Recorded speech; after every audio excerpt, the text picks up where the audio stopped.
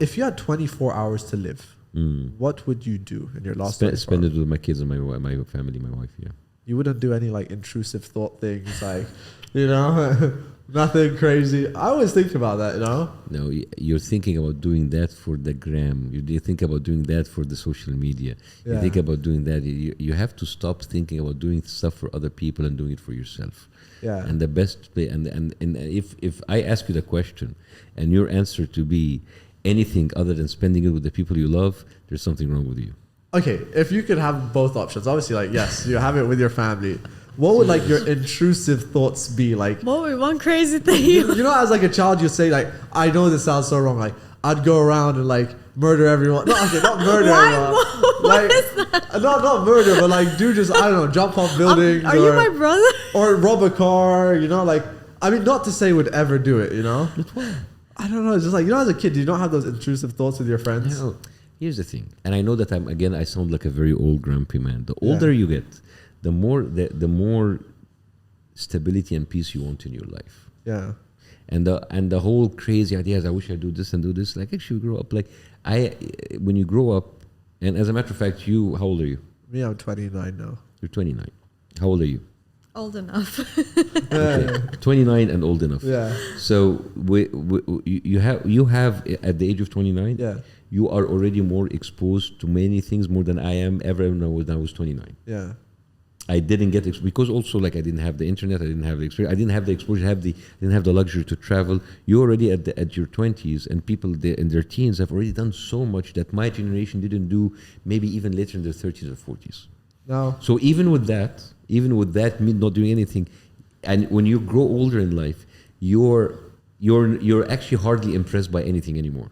Yeah. Imagine you with all of that exposure, you after 5 years, 6 years, 7 years, you will be more mature at the age of 35 than I was mature in the age of 45. Oh, yeah. So, and I know, so I know that we always like, you know, make fun of younger people, whatever, but all the crazy thing that they're doing right now, they will make them mature and get older much faster than they ever think. Yeah. So the more that you do in your life, the less that you want to do crazy outlandish things. Yeah. You will actually more be you're gonna internalize a lot of things. You're gonna be more in peace with yourself. Yeah. You actually want to actually do less. Now, you seem like, obviously, I would say like I see you as like someone that's very wise, and you have like a lot of good views, like generically. What would your advice be to, or what relationship advice would you give to the younger generation? I can't, because their inputs are different than mine. Because how can I advise people whom I have never lived their life? Yeah. You know, I don't know what their life is like. Yeah. You know, the only advice that I can give, which is a very generic advice, is to be kind. Yeah. And this is like it's like a no-brainer advice. To be kind to the people around you. Be kind to the people who even try to hurt you, because that's the only thing that stays. No, I meant like relationship advice, where like, you know, now be kind. Be kind. Be kind. Yeah. Even relationship, be kind to your partner, be kind to someone you love, be kind to people around you, you know. Yeah. Not everyone's kind. No. Kindness goes a long way, and it's a very underrated quality. Okay, weird question. Have you ever been cheated on in a relationship? Cheated about? No, I mean, I don't think I have. Maybe I was, and I never knew. How I know? I don't know. Mm-hmm. I think that's just something a lot of kids nowadays, I guess, face, and they all talk about, you know. Yeah. How to get over that, but. Yeah. Well, I think maybe that's another advice. Don't put too much faith in humans. Don't put too much faith in humanity. Don't put too much faith in humanity. Don't put too much faith in individuals. And at the end of the day, just be like, and I think the biggest thing that I would say that can be linked to the idea of too much faith, don't try to seek too much validations from others. Yeah. Because that's a huge thing in today's generations, like the younger generations, and even like in all kinds of generations, but also social media is like that. Because what is social media? It's about validation, likes and shares, and they like me, clicks. That's kind of validation, right? Yeah. And in real life, you always need the validation. You need to have that validation that comes from, and I know it sounds so cliche, self-love, right? Yeah. Sounds very cliche, but it's actually quite real. If you have enough respect, enough love for yourself, you are not going to be a victim or a target or a prey for people who feed and prey on those on your kind of people that need that kind of validation. Yeah. Because narcissists do that. They see that kind of weakness and they attack from there. Yeah, I think and they make you hooked to that kind of validation. Then they love bomb you at the beginning. They love, and then they take it back. So it's like a drug. Yeah. Now they're like your drug dealer, and they want it, and then they just give you a little bit, and they take you back. So you become a slave for that validation. Never do that. Yeah. No, I agree. I think it's just sometimes harder, to do it. I think for certain people nowadays in the generation. And also, my last advice, since I'm not giving advices, is everything is temporary.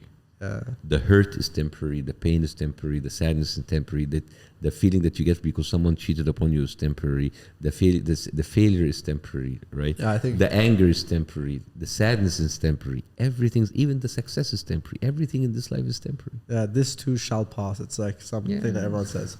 Okay, now quick random questions. These can be quick answers. Does money make you happy? Of course. I like that. Yes, Yeah. money is a mean to make things. I mean, if I said no, I'll be lying to you. It doesn't make. But the question is because does money get you everything, or does money buy you happiness? Yeah. That's the way that the question is asked is misleading. Yeah. Money, money buys you happiness, but if you're missing other stuff, happiness will not be attained. Yeah. If you have all the money in the world and you're not healthy, if you have all the money in the world and you're hated, And I love and the you have all honesty. the money in the world, so money is important, and money makes you happy. But if you have other stuff, you need to have like a kind of a bit of everything in order to be happy. Yeah, I think someone I like the honesty, by the way, and I think I saw someone else say this. So like, yes, like I can use this money to surprise my mom with something or buy my kids something. Is that like kind of how I can buy the fact that you have money that you don't need to depend on other people. That in itself is happiness. Yeah. And the idea that like you're not into a financial crunch, that you don't need anyone, that in itself is happiness. Yeah. And is a sprout feel like, do you get happy, like, for example, what's things that make you happy? Like surprising your kids or your wife with something? When I'm around my kids, I'm the happiest. When I'm doing this thing that I love, like even working out in the gym, that makes me happy. Yeah. When I feel like I'm taking care of my body, when I feel that like I'm in a beautiful place, I'm happy. When I feel that I'm around people that love me, that's happy.